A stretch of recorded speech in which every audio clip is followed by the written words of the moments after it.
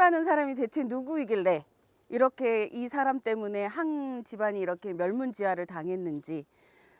이덕구라는 사람이 어렸을 때 이 제주에서 부유하게 자랐대요. 그래서 이 사람이 일본으로 가서 공부하고 있다가 학병으로 징집이 된 후에 해방을 맞이하고 다시 이렇게 제주도에 와서 제주도에서 조촌중학교 중하원이라고 되어 있는데 중학교에서 교사를 하다가 1947년 3월 1일 그 만세운동 주동자로 잡혀서 고문을 당하고, 그리고 나서 풀려난 후에 이 사람이 교사 활동을 할 수가 없어서 한라산으로 올라가서 무장투쟁을 하기 시작했습니다. 이덕구 장군이 1948년도에 포고문을 발표한 게 있는데 제가 한번 읽어드릴게요. 친애하는 장병 경찰관들이여, 총뿌리를 잘 살펴라. 그 총이 어디서 나왔느냐? 그 총은 우리들이 피땀으로 이루어진 세금으로 산 총이다. 총뿌리를 당신들의 부모, 형제, 자매들 앞에 쏘지 말라. 귀한 총자, 총탄알 허비 말라. 당신의 부모, 형제, 당신들까지 지켜준다. 침략자 미제를 이 강토로 쫓아내기 위해 매국노 이승만 일당을 반대하기 위하여 당신들은 총불을 놈들에게 돌리라. 당신들은 인민의 편으로 넘어가라. 이렇게 포고문들을 작성을 했습니다. 그거 일부분을 제가 발췌를 했는데요.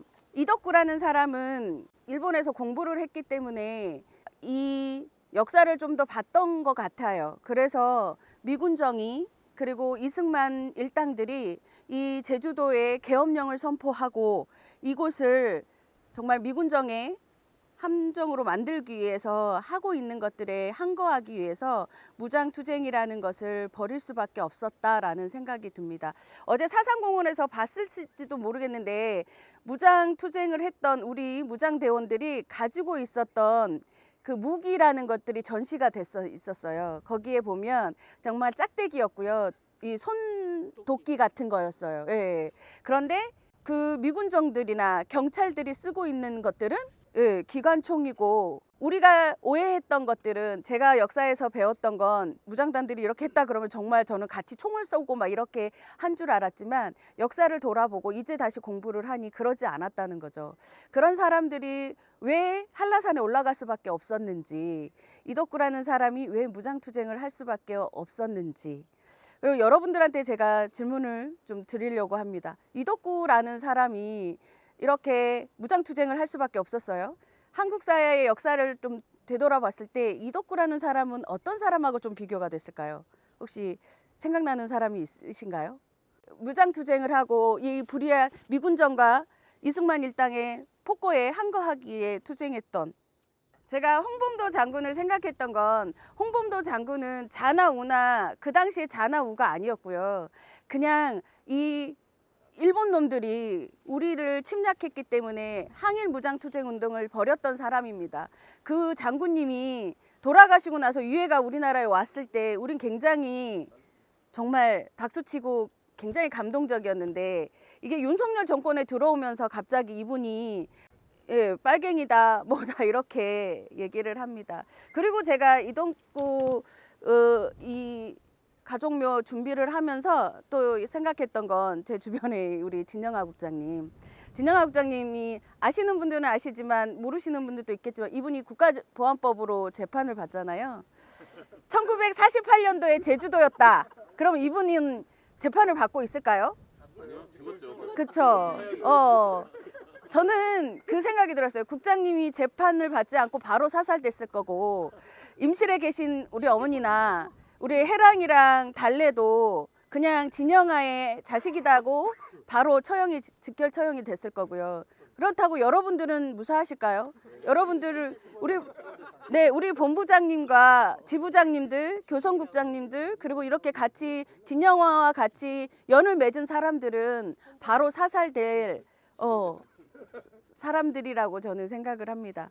이덕구 마지막 이 그러니까 토벌대장은 그 마지막 장소에서 토벌대랑 교전을 벌이다가 거기서 사살이 되고, 사살된 시신을 끌고 와서 관덕정 앞에서 십자가 형틀에 매달려서 군중들이 보라고, 그 위에 제가 올린 거는 신문에 난 이덕구의 사살된 모습이고요. 밑에가 이제 다른 각도에서 찍은 건데요. 거기에 보면 어린아이부터 모든 민중들이 시신을 바라보고 있는 모습을 보면서 그 당시에 이렇게 극악무도하게 그리고 공포 정치를 통해서 민중들이 다시 일어나지 않도록 하는 이 사람들의 모습의 잔인함을 좀 느꼈습니다. 우리가 그 과거는 현재를 뒷받침하고 죽은 사람이 산 사람을 살린 것처럼 우리가 제대로 역사를 알아보고 하지 않는다면 지금 극우익에 있는 정강훈처럼, 전한길처럼, 윤상현처럼, 소년보처럼 아니면 국힘당처럼 이렇게 편협된 이념으로 이 세상을 여론몰이해서 정말 그게 다라고 생각하는 걸로 여론몰이 할 수 있다라고 생각합니다.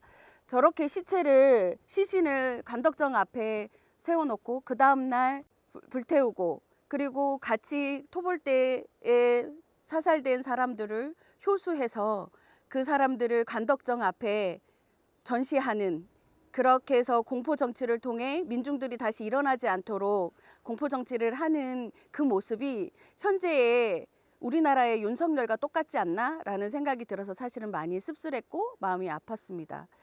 우리가 이 역사를 제대로 알지 않는다면 이 일은 또 다시 반복이 될 거라고 생각합니다. 우리가 80년도에 강주에서 계엄령이 선포되고 또다시 24년도에 계엄령이 또 선포될 줄은 어떻게 알았겠습니까? 근데 그때는 강주 민주항쟁의 끝자락에서 시민들이 있었기 때문에 우리가 다시 있었던 것처럼 우리가 이 역사들을 바로 알지 않으면 제가 이덕구 이렇게 영상을 찾아보니까 굉장히 편협된 의견들이 많아요. 빨갱이, 그래서 그 사람이 이렇게 사살될 수밖에 없었고 이 사람들 때문에 6.25 전쟁이 일어났다라고 얘기를 하는데요. 이덕구가 활동했던 그 무장투쟁단 대장으로 있었을 때는 이렇게 자나 우러 추렸을 게 아니라 이 나라가 분단이 되면 전쟁이 일어날 수밖에 없고 우리는 계속 그렇게 살아갈 수밖에 없다라는 그런 깨어있는 선각자들이 이 통일된 조국을 만들기 위해서 인민유해를 만들고 이렇게 무장투쟁을 할 수밖에 없었는데 이게 정말 우리 어제 본부장님이 늘 하셨던 것처럼 세력을 가지고 있는 사람들이 역사를 쓰다 보니 자기의 이념에 맞춰서 쓰다 보니 이게 왜곡이 되고 있습니다. 그래서 우리가 제주 이 4.3 기행을 왔을 때 하나라도 더 보시고 알고 그리고 가족에 가서 좀 다시 전달했으면 좋겠습니다. 저희가 하나 더 문제는 저는 제주 4.3 사건이라고 얘기하면 안 된다고 생각을 합니다. 뭐라고 명명을 해야 할까요? 네.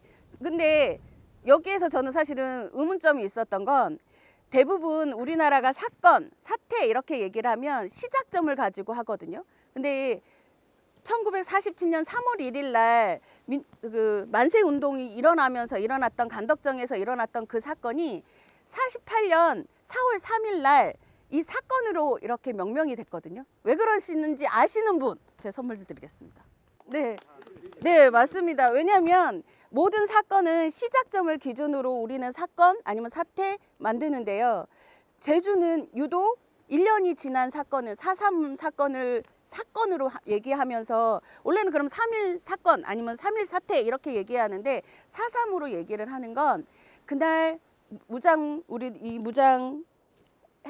우리 이분들이 무장 봉기를 해서 경찰서를 습격을 했고 그렇게 해서 민중들이 일어났거든요. 이것들을 역사를 쓰는 사람들이 이거는 제주 민중이 일어나서 항쟁을 한 것이 아니라 빨갱이들이 무장 봉기를 해서 경찰서를 쳤어.